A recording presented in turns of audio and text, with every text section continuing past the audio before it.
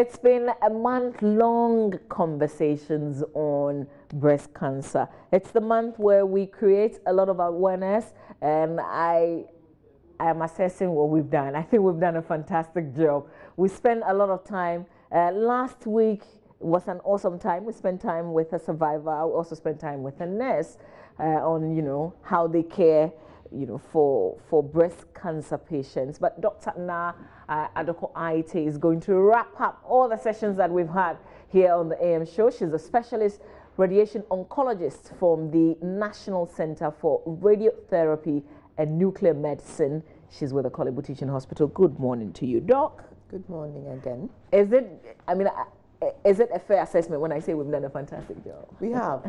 I think we have. It's been great so far. Yeah. I've had a lot of feedback from the public. Okay. And I think so far we've done very well. Has that reflected in people walking in, wanting to do a checkup, that kind of stuff? Absolutely. Oh, okay. We have large numbers these days coming to our center for the breast screening.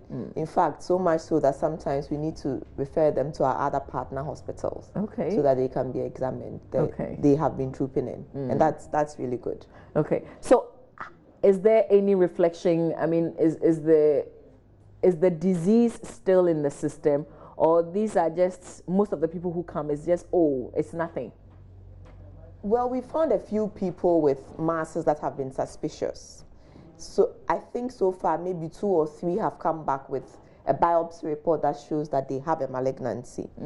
But most of the people we've seen, and cancer is not that common, most of the breast lumps, especially in people who are in their reproductive ages, will not be cancer at all. So even though we've seen a lot of people, we've had only few people with breast cancer, which is about the way it's supposed to be.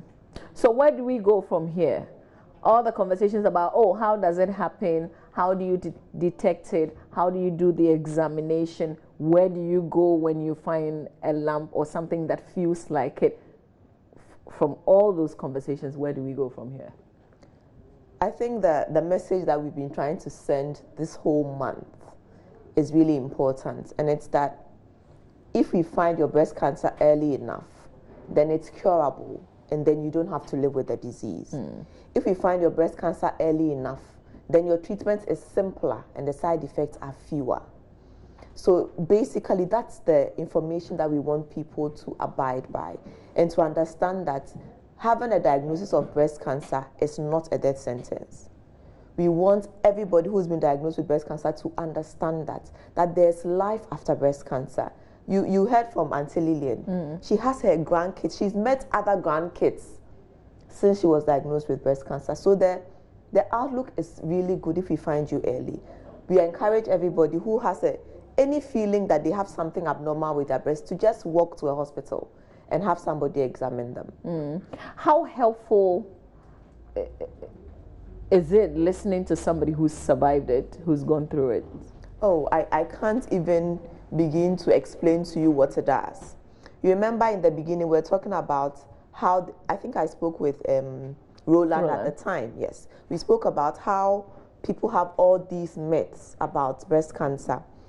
And in our management of breast cancer patients, we work closely with survivors.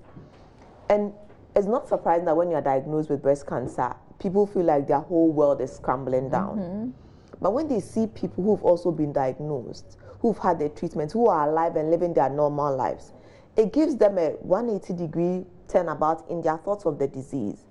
And so listening to somebody who's gone through the treatment and is alive can be life transforming. You can, and especially for the younger women who have young kids and they're thinking about who's going to take care of my child when I'm no longer there, who's going to take care of my family. When they see other people whose children have moved from JSS and are in the university, so their mothers have been alive 10 years post their treatment, it gives them so much encouragement, and they are ready to fight the disease. So you really cannot underestimate the benefit that we get from these survivors. And I want to take this opportunity to say that for every survivor who is encouraging another diagnosed patient, we are really, really grateful. Without them, I don't think the radiotherapy center nor the breast surgical center in Kolebu would function. They hold the hands of the patient throughout their treatment and even after treatment. We are really grateful. Do we have young people surviving this disease? Oh, we do. We do. We have young people who were diagnosed around 30. So I know maybe 2 or 3 patients who were diagnosed around 30. At the time they were diagnosed, they didn't have a child.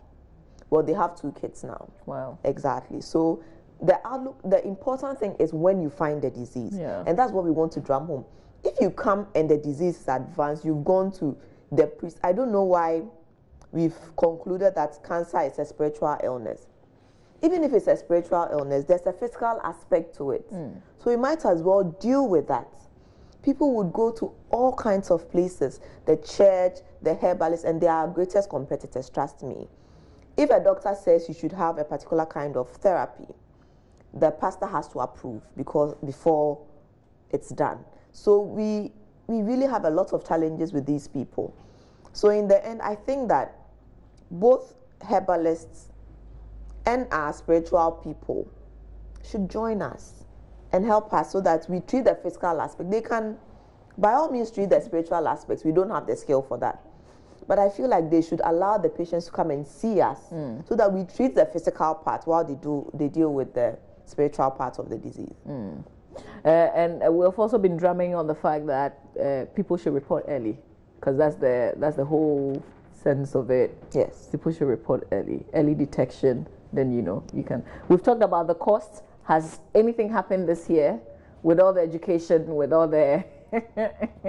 Our fingers are crossed. We are hoping something great will happen. Yeah, and you have fantastic ambassadors as well. We do. Because the first lady is an ambassador. Yes. And then the second lady as well, Lydia Force, and who are the others?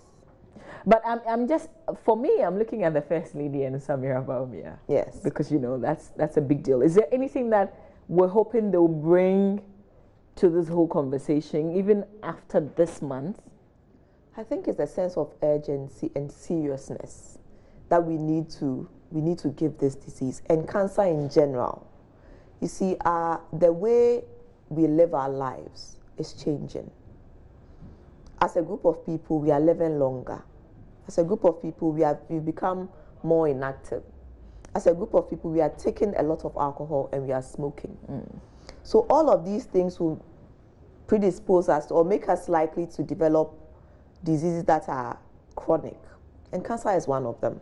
So as we progress as a community, we need to understand that then our chances of getting cancer is going to increase if we don't do anything to change that.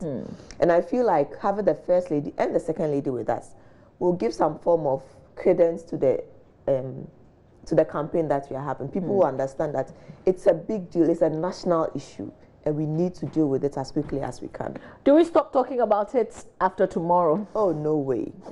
Not at all. I'm not sure how Joy FM is going to help us out, but I don't think it should end today. Every day. It's not as though cancer is diagnosed only in the month of October. If it was, our jobs would be easy. In October, we'll do all the hard work.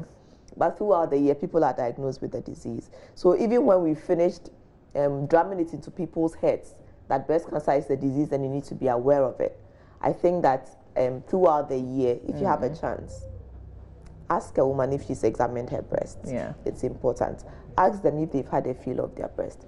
And any opportunity you get with a group of women, encourage them that once we find them early, we'll be able to treat them. Okay. So is there something going to happen today or tomorrow? Nothing special. We are just rounding up. Luckily, tomorrow is 31st and it's a Tuesday. So at the Radiotherapy Center, we'll still be open for people to come and do their examinations. Okay. We've had a lot of things that's gone on. I don't know if you know about it. There was a walk in Koforidia. There have been a lot of discussions at Rotary and other groups. We've gone to the markets to examine women. We've opened our doors to people to come and have their breast examined. A lot has gone on. And even though the intensity of what we've done is going to go down, our breast clinics remain open. Okay. And so throughout the year, people should walk into. Except that after tomorrow, when you go, you pay. A little bit. A little bit, okay. All right. What can I say? Unless there's any other thing you want to add, it's a wrap for us. I'm just really grateful to Joy FM and to all our Joy media News. Joy FM is across. I'm sorry. I'm really grateful to Joy News. You've been superb. We couldn't have asked for a better partner. I hope that we've been able to reach a lot more people than we can even imagine. Breast cancer is a disease. It's real. If you find it early, we'll be able to treat you effectively. If you're a woman, please come and see the doctor if you have anything wrong with your breast. Dr. Ite, we're grateful. Thank you for this partnership. I guess we'll play our last message tomorrow. But going forward, if there's anything, our doors are open.